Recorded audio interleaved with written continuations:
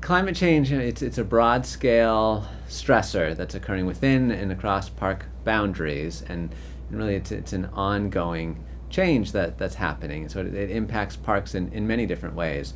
We're seeing lots of indications of climate change. Of course, temperatures rising, changes in precipitation patterns, sea level rise, ocean acidification. We see some of these physical attributes, and then you also see some biotic responses, species shifting their range limits or their behavior patterns, their phenology. They may be arriving earlier in parks and in the spring and perhaps leaving later in the fall. And so the climate change really can impact parks in many different ways. And some parks are beginning to see changes even in visitation patterns, that people are coming to parks at different times because conditions may be more conducive to visitation, maybe a better time of year to visit and enjoy parks. And so climate change really manifests itself in a lot of different ways. The National Park Service, we certainly think about these large landscapes in the western U.S., the Yellowstones, the Death Valleys, the massive parks in Alaska. But the Park Service has 401 units, and many of these are cultural parks and small historic places and battlefield parks. And so climate change adaptation is not just for thinking about species ranging across these large parks, especially in the West, but also for these smaller parks, and understanding how climate change is going to impact some of the cultural resources and maybe accelerate weathering and deterioration of some of these irreplaceable places and objects that the Park Service protects. And that's also another challenge under these continuously changing conditions. And climate change is not just a change in mean conditions, it's also events and storm events and changes in heavy rainfall. And that's one example in the northeastern U.S. The last 10 to 30 years has seen a really large increase in the number of heavy rainfall events. And that has real big impacts on historical structures. Initial examples really come from facilities and operations, and Assateague Island is a great example where they've seen damage from storm surge and storms coming and impacting the park. And instead of just rebuilding what was there in the past, they're looking at new solutions. For example, using natural surfaces for their parking areas. Instead of going back to pavement and putting down pavement that's been swept away in storms, they're using natural surfaces, crushed shells, as a solution there.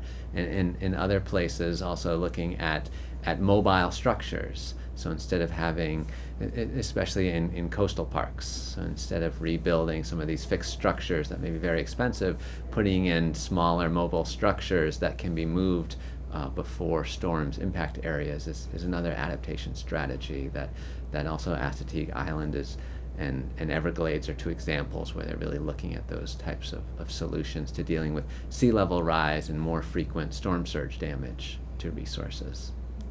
Some of these adaptation strategies are easier to carry out for some types of resources than others. In large natural landscapes, there are real questions about what are the desired conditions that we want to have out there, and how do we manage towards those. And wilderness areas are places where there are real questions about climate change impacts, and how do we respond to climate change impacts that we see within wilderness areas. If fires are getting larger and burning more at a higher severity because of climate changes, that's something we try to manage for, or try to mediate those impacts by doing more prescribed burns and other active management within wilderness, which is an area where we try to minimize the amount of active management and allow nature to sort of transpire and to continue on its own trajectory.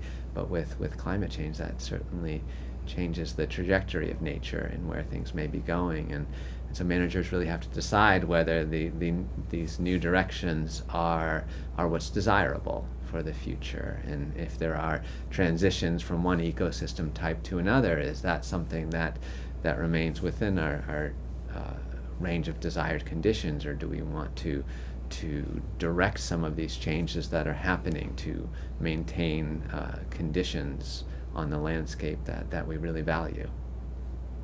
I think one challenge is recognizing that climate change is ongoing, and it's not just a future issue that will need to be dealt with. It's not just a 2050 or a 2100 sort of impact, but it's ongoing. And right now, 4 out of 5 parks are already at the extreme warm edge of their historical climate envelopes. So they're warmer than 95% of conditions since 1901. And many managers perhaps have only worked at parks for the last 10, 20 years, and so they're working within parks during this extremely warm period, and it's sort of the norm under which they've managed. But I think helping parks recognize that the recent past is already at the warm edge of conditions that most parks have experienced across the entire time that they've existed is important information for parks to be able to recognize where they stand right now, and then also realizing that climate change is directional change, and we're going to likely continue warming, and so that departure from historical conditions is going to continue, and the future ain't what it used to be, is what Yogi Berra says, or said, and that's really true with climate change, and that's really sort of accelerating some of these changes, and realizing that we can't just look to the past to use that as a blueprint for our management and what we're trying to aim towards, but these desired future conditions within parks, they may look very different from what was there in the past, and that's really challenging, and that for managers not to have that sort of blueprint of pre-European conditions to strive towards is something, I think, relatively new. We certainly understand that nature, we've understood for a while that there's a real dynamism to nature, and there's a lot of variability and fluctuations. However, with climate change, there's no longer sort of a bound within which we're going to remain, but rather we're going to keep changing, and we're going to be on this directional change, and it's going to be continuous, and that's what we have to manage under, and that is a real challenge. I guess another way that we're working on climate change is really is with communication and education, and so that's both educating park staff, but also park visitors that are coming to parks, and helping them understand ongoing climate change and how that's really manifest in parks, how the Park Service is responding to some of these changes, and there's certainly a mitigation of climate change and a reduction of the Park Service's carbon footprint is a major effort that's ongoing, and there have been some great advances in mitigation and reducing the amount of energy and increasing the efficiency of the vehicle fleet within the Park Service, and trying to be mindful of those sorts of activities and our own contributions to climate change.